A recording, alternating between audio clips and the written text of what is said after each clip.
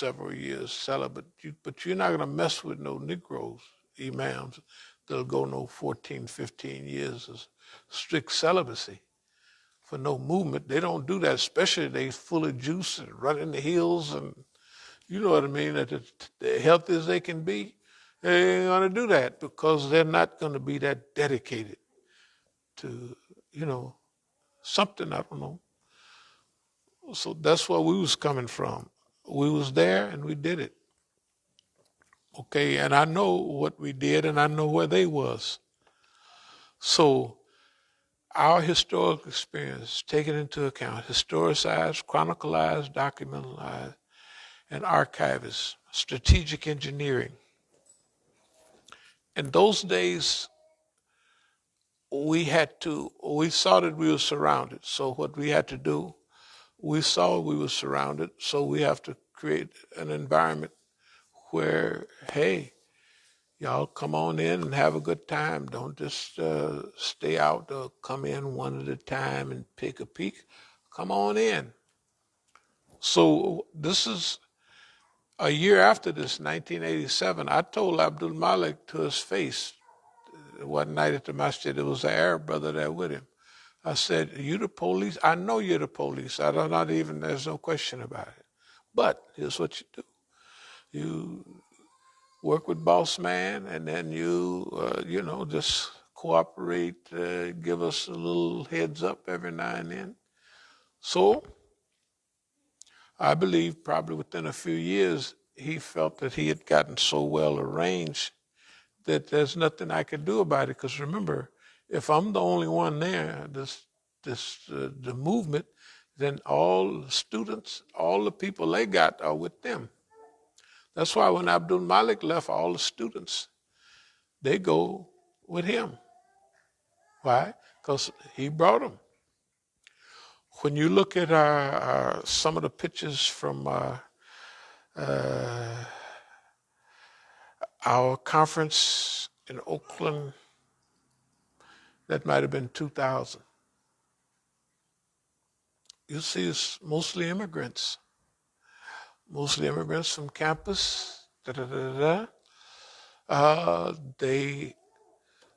They dealt with, they pretended to be on our team. And I knew who they were, and that's all. But see, they don't realize something, or they realize it now. They thought that we was joking.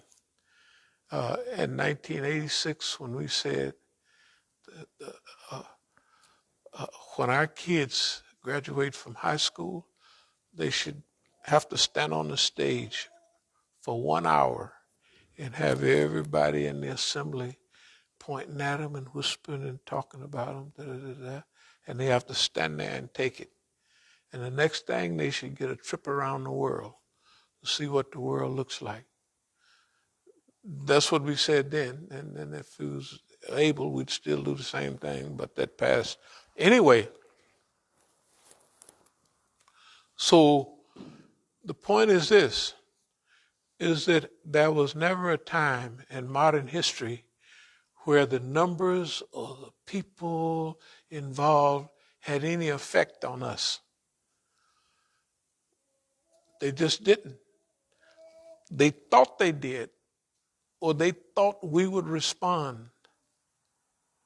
They have not been in charge of this, especially during later years. We have. Okay? That's why strategic engineering. Now, a lot of people say we're punching above our visible weight, that we're just a handful of people and we punch in like a serious Islamic. Well, we are, because we're the main movement in the United States. Those other guys, they have thousands of people. They just don't have no punch. Don't have no punch, right? You could tell that we are who they are by how many people they hire to keep an eye on us. How many people, right? How many people have been through here? Zoop. How many people float around here? How many people? That means that we we already know. This is not arrogance. This is just being able to historicize, chronicleize, you know what I mean, from the archives, adding up, addition and subtraction. Who are you? Right? You have to answer that question eventually. Who are you? How long you been around? Where you headed? Okay. Strategic engineering. They say we're punching above our weight. Social, scientific, historical. So we're a social, spiritual movement. When we write stuff in our writings like somewhere over the rainbow, you know, it sounds like googly gook, but no, somewhere over the rainbow, way up high, a land that I heard of once in a lullaby.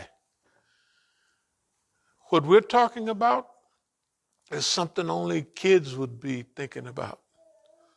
Because an adult wouldn't think about what we're trying to build. They wouldn't let that sink into that. That's a dreamland.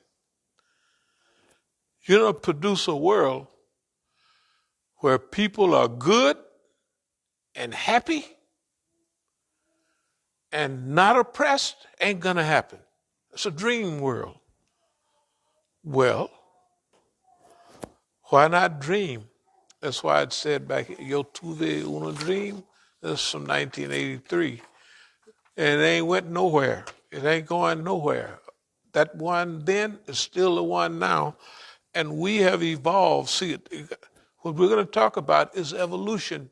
Nobody evolved. They won't do it. They refuse to evolve.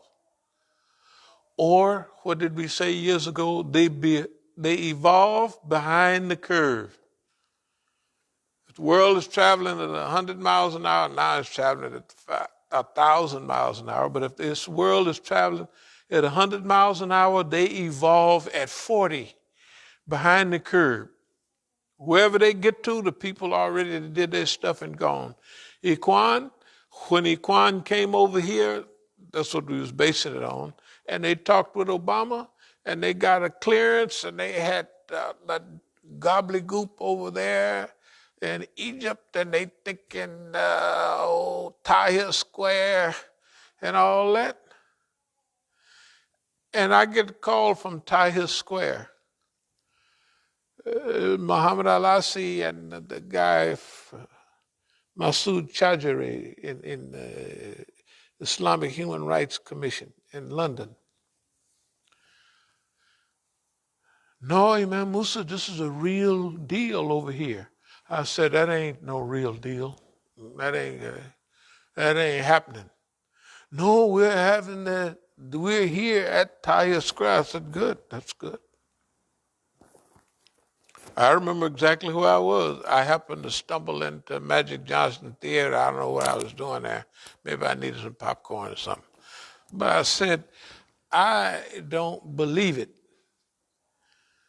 The stuff that was coming on the movie was more real than what they was talking about over there. Not that I was watching the movie. I'll never confess that I just walk in there and watch all of that stuff. You know? And try to see what Boss Man is showing everybody. Because, see, in the nation, we used to call it sciencing up. Like if we was in a TV room watching TV, we had to watch these white folks so we could science up on it. You know, the Negro is really something. So that's probably what we was doing over there. We was sciencing up on the white man. Anyway, Tahrir Square, I'm telling you, Muhammad Al-Asi and Masood Chajari called me on the phone from Tahrir Square. And they're telling me that there's a revolution really happening there. I said, ain't nothing happening there. Nothing. And of course, it wasn't nothing. Everybody got killed. It wasn't happening. Then they had the big finality on February the 11th, the same day as the revolution in Iran. I said, man, that thing is contrived. It's a big bunch of stuff, excuse me. Yeah, everybody stuff like that. Strategic engineering, they say, we're punching above our weight. We're not punching above our weight.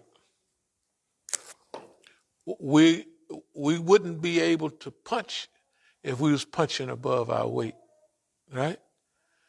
And are we connecting? Are we going up and boss man coming down, or is it the other way around? When we throw a punch, does it hit boss man on the chin? 99% of the time? That's pretty good. If it's true, that means that we're not punching above our weight. We're doing what we believe Allah wants us to do. So this is social, scientific, it's historical, and this is where it gets easy for us and hard for them.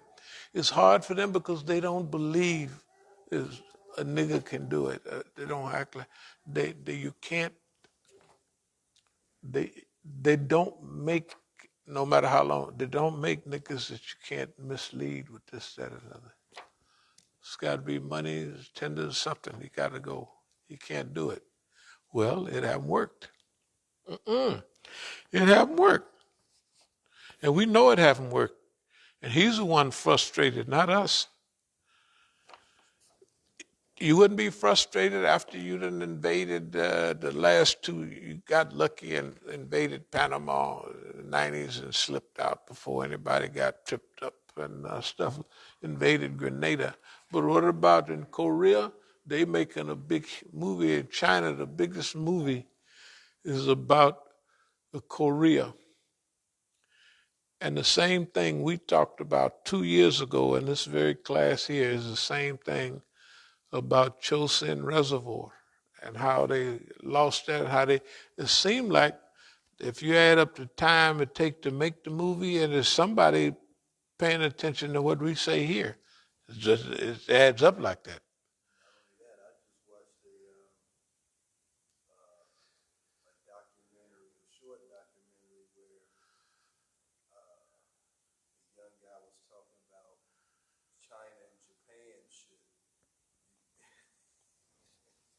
China and Japan should, okay. Okay, so you don't have to worry. All we got to do is, since we're on the subject, just briefly let them know, China, please don't build any more aircraft carriers. Don't do any of that stuff. They're trying to make you fight them. Leave them alone. What China should do is make fun of America. Make fun of them. Why should they? Well, Taiwan. Let them spend all their money on that junk. It don't make no difference. They broke the Russians that way, right? They broke the Russians by fixing it so the Afghans can shoot down all their planes, and pretty soon they couldn't afford it. But America, the Russians dealt with cash and carry, right, and their system, and America deals with fluffy wuffy. They just say, poof, and there's $1 zillion. And you don't know when it's going to come crashing down. It's going to come down, but you can't put no date on it, right? So anyway, we can taste things are in sight now. This stuff about somewhere over the rainbow, way up high, a land that I heard of once in a lullaby, it does sound like dreamland. It sounds like that's a fairy tale. A good world, a nice world where human beings do things that are generally good and generally right.